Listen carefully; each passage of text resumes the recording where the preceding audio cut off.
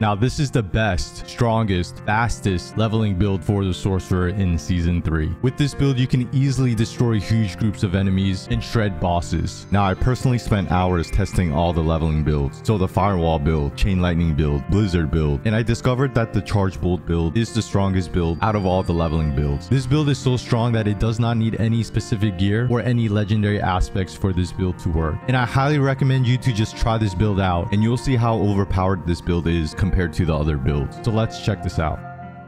So first I'm going to show you clearing this dungeon, and as you can see I'm level 69.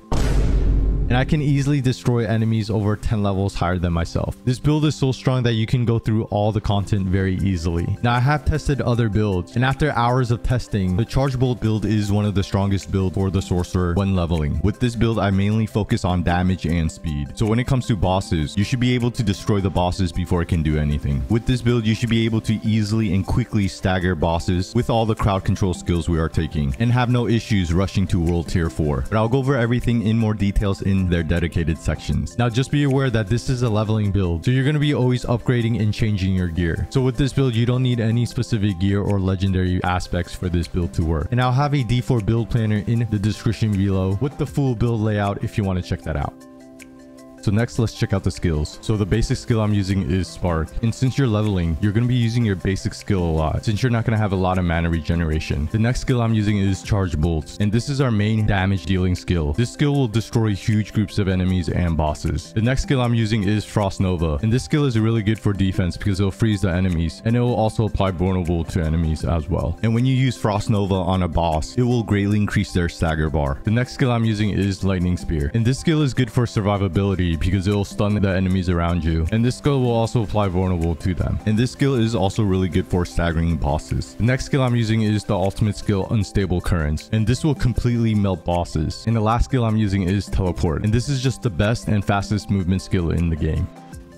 Okay, so next let's check out the enchantments. So the first enchantment I'm using is the Firebolt enchantment, and this will apply burning damage to our skills. And doing burning damage will greatly increase our damage from our other passive skills from our skill tree. The next enchantment I'm using is the Frostbolt enchantment, and this will apply chill to all our skills. And applying chill to our enemies will pair with some other passive skills on the skill tree, and will also freeze the enemies if you keep chilling them. And the Frostbolt enchantment can easily stagger bosses quickly paired with your other skills. Now I do want to mention that I did test out the Fireball enchantment, and when it comes to this build, fighting groups of normal enemies is not a problem. So the Fireball enchantment wasn't really useful because it doesn't work on bosses with no mobs around. The main thing is you want to destroy elites and bosses as quick as possible. So using the Firebolt enchantment to guarantee the burning damage is going to be a lot better.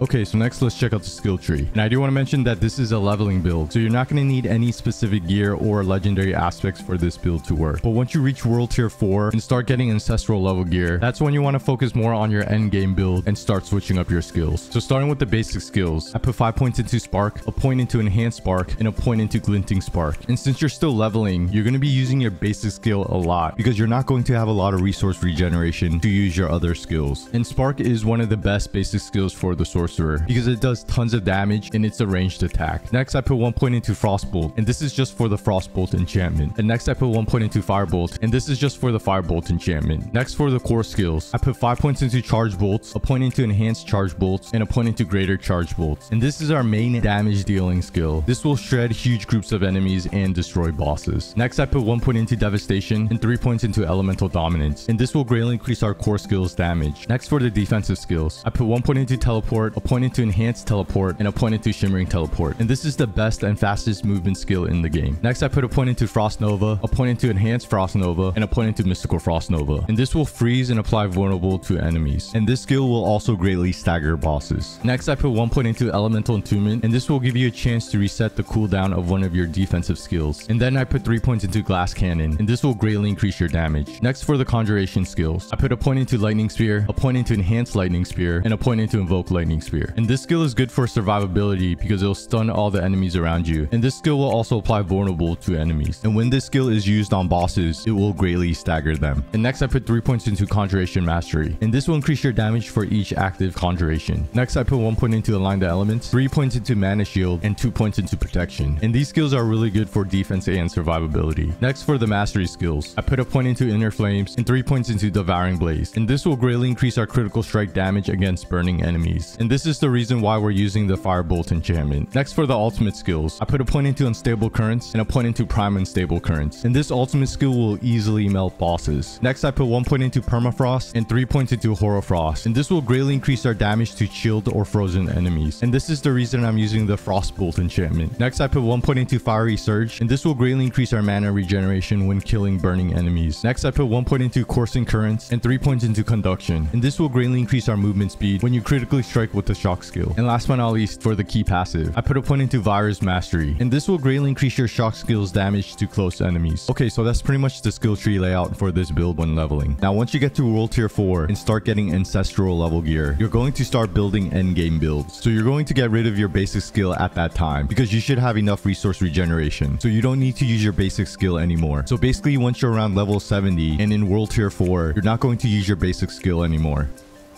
Okay, so next for the Seneschal Construct. But I do want to mention that the construct is not actually important when leveling. So you can technically use whatever you like. But there are some tuning stones that can be really useful. So really quickly, I'm just going to go over what I'm using. So the first governing stone I'm using is Lightning Bolt. And I paired it with Swift Support, which will greatly increase its attack speed. Multi-Shot, which will give it a chance to shoot another projectile. And Resource Support, which will allow you to gain your primary resource when your supporting skills first deals damage. So this setup is good to gain some of your primary resource back. The second governing stone I'm using is Flash of Adrenaline, and this will greatly increase your damage. And I paired it with Fortify Support, which will gain you Fortify, and Safeguard Support, which will grant you damage reduction. And both of these tuning stones are really good for defense and survivability. And the last tuning stone I'm using is the Initiative Support, and this tuning stone will just teleport the construct if out of range. So that's pretty much the governing stones and tuning stones I'm using for the Seneschal Construct. But like I mentioned, when leveling, the Seneschal Construct didn't feel like it was a huge difference.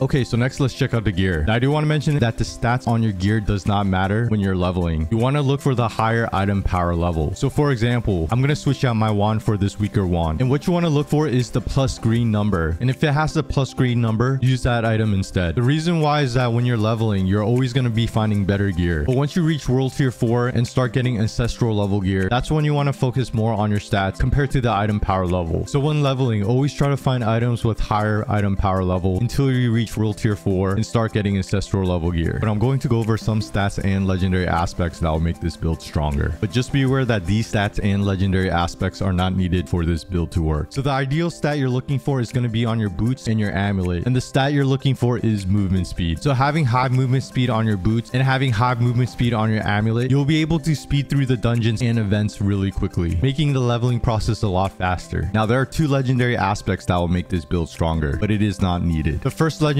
aspect you can see is on my amulet, and it's the Piercing Static legendary aspect. And this will allow your charge bolts to pierce through enemies, but it'll do less damage after the first hit. And this legendary aspect can be found on the Codex of Power, and it's unlocked by completing the Wretched Delve dungeon. And really quickly, pulling up the map, it's located right here, and you can take this waypoint to get to this dungeon very easily. The next legendary aspect that will be useful for this build is the Prodigy aspect, and it's unlocked by completing the Witchwater dungeon. So pulling up the map, the dungeon is located right here, and you can easily use this waypoint to get to the Witchwater dungeon. But I do want to mention that I don't even have this legendary aspect unlocked, and I'm not even using it. And this build is still strong without it. So those are pretty much the legendary aspects you're looking for this build when leveling. But like I mentioned, these legendary aspects are not needed for this build to work. Majority of the time when I was leveling, I didn't use any legendary aspects because I was always swapping out my gear for better gear. And a quick tip when upgrading your gear: if it's gear that you plan to switch out, you only want to upgrade it 2 times. The reason why is it's very cheap to upgrade it just 2 times because the materials you use to only upgrade it twice, you will have more than enough when you reach endgame. And another tip is that you want to put your legendary aspects that you want to keep on either your amulet or your rings when leveling. The reason why is you're not going to switch out your jewelry gear as much compared to your other pieces of gear. And really quickly for the gems, so for the armor pieces, I put ruby gems to increase my maximum life. For the weapon, I used emerald gems to increase my critical strike damage to vulnerable enemies. And for the jewelry, I used skull gems to increase my armor.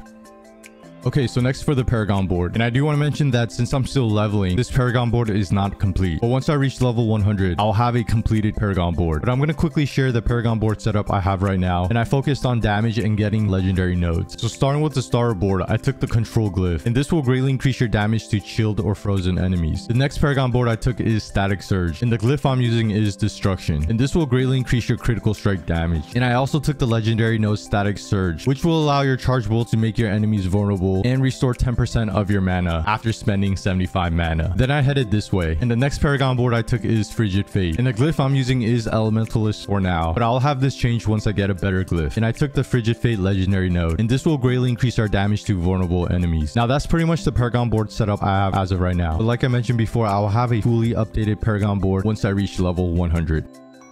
Okay, so thanks for checking out one of the best, strongest, fastest leveling build for the sorcerer in season 3. With this build, you should be easily leveling up very quickly without the need of any specific gear or legendary aspects. And I will have a full D4 build planner in the description below if you want to check that out. And once I reach level 100, I will have fully updated endgame builds, so stay tuned. Hope this helps, and more Diablo 4 videos to come. And of course,